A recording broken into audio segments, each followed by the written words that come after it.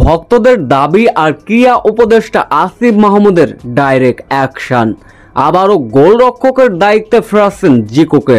তবে কি পরবর্তী ম্যাচগুলোতে কি জিকুকে আবারও দেখা যাবে গোলকিপারের দায়িত্বে? সরাসরি সুখবর দিয়ে একই বললেন ক্রীড়া উপদেষ্টা আসিফ মাহমুদ।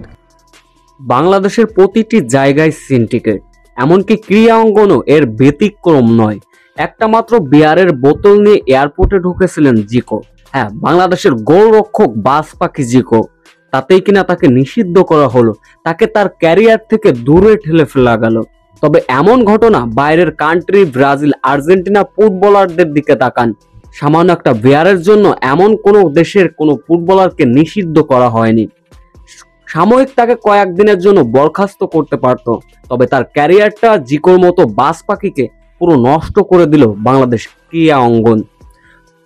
তবে হংকং এর বিপক্ষে যখন বাঁচা মরার ম্যাচ ছিল বাংলাদেশের, কেননা এশিয়ান কাপের মূল পর্ব খেলতে হলো হংকং এর বিপক্ষে, জয়ের কোনো বিকল্পই ছিল না বাংলাদেশের। সেই ম্যাচে গোলকিপার থেকে ফরওয়ার্ড বেশিরভাগ গোলকিপার যা করে দেখিয়েছেন রে ভাই, একদম ইজি জেতা ম্যাচটা হেরে বসলো। এতে করে জিকুকে আবারও স্মরণ করলেন ভক্তরা। অনেকের মত, জিকু যদি থাকতো আজকের ম্যাচে আমরা এমন ভাবে হারতে পারতাম না। অবশ্যই ভক্তদের দাবি জিকুকে আবারও ন্যাশনাল দলে ব্যাক করা, কেননা সামনে এখনো 3টা ম্যাচ আছে বাংলাদেশের, যদি কিনা এশিয়ান কাপের মূল পর্বে খেলতে হয় বাংলাদেশের। এ বিষয়ে অবশ্য কথা বলেছেন জিকুর ফেরার বিষয়ে ক্রীড়া উপদেষ্টা আসিফ মাহমুদ। এদিন হংকং ম্যাচে খেলা দেখতে মাঠে উপস্থিত ছিলেন তিনি।